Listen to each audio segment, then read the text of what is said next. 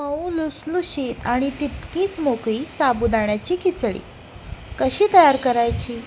अन्नपूर्णेच्या वात्सल्यगुणाच्या आजच्या भागात साबुदाण्याची खिचडी कशी तयार करायची हा व्हिडिओ पाहूयात. चला तर मग पाहूयात याची साधी सोपी कृती. साबुदाण्याच्या खिचडीसाठी लागणारं साहित्य आहे. इथे 1.5 वाटी साबुदाणा मी रात्रभर भिजत ठेवला होता. तो असा बोटांनी चेपून बघायचा. असं व्यवस्थित तुटलं म्हणजे तो छान भिजलाय. जिरे, लिंबाचा रस, शेंगादाण्याचं कूट, इथे 2 ते 3 मिरच्या मी बारीक चिरलेल्या आहेत. त्याच्यानंतर तिखट, साखर, मीठ आणि आपण तेल वापरणार आहोत. कढईमध्ये आपण साधारण 2 चमचे तेल घेणार आहोत.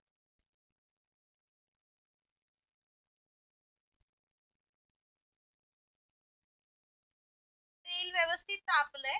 जिरे घालायचे.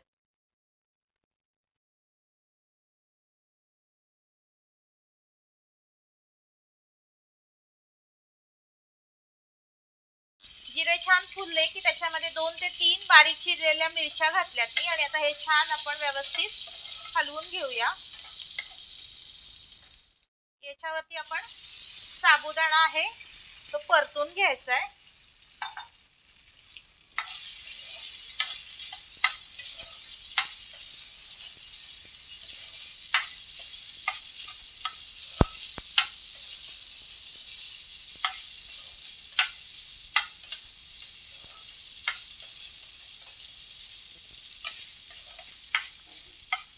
साबुदाण्याचा थोडासा कलर चेंज होईपर्यंत आपण तेलावरती परतून घेणार आहोत.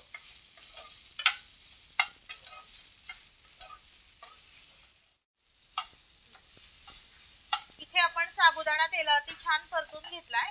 तुम्ही बघू शकता असा तो ट्रान्सपरंट झाला म्हणजे आपला साबुदाणा छान परतला गेलाय तेलावरती. आता याच्यामध्ये आपण बाकीचे जिन्नस ऍड करूया.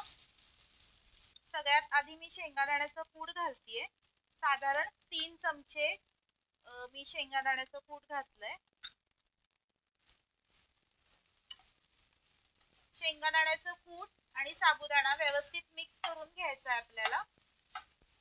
अतिशय मोकळी आणि छान मऊ झाली आपली खिचडी. आपण मिरच्या पण याच्यात घातल्या होत्या सो त्याच्यानुसार आपल्याला एक साधारण पोहे खाण्याचा चमचा, पाऊण चमचा मी तिखट घालतीये. तुम्ही तुमच्या चवीनुसार आवडीनुसार तिखट घालू शकता. याच्यामध्ये तुम्हाला हवं तसं. चवीपुरतं मीठ घालायचंय. 1 चमचाभर मीठ घातलंय मी आणि चवीपुरती थोडीशी साखर. हे सगळं छान याच्यामध्ये आपण मिक्स करून घेऊया.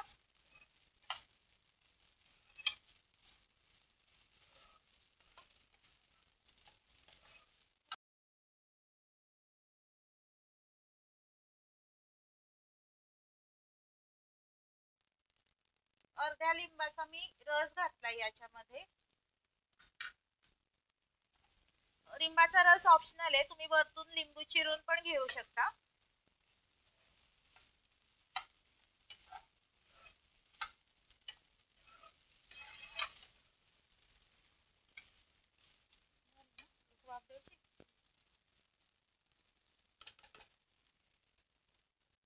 आता आपण याला झाकून ठेवूया आणि एक वाफ काढूया.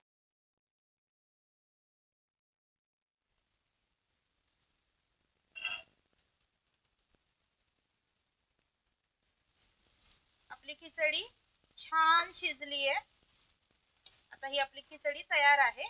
आपण ती सर्व करूया.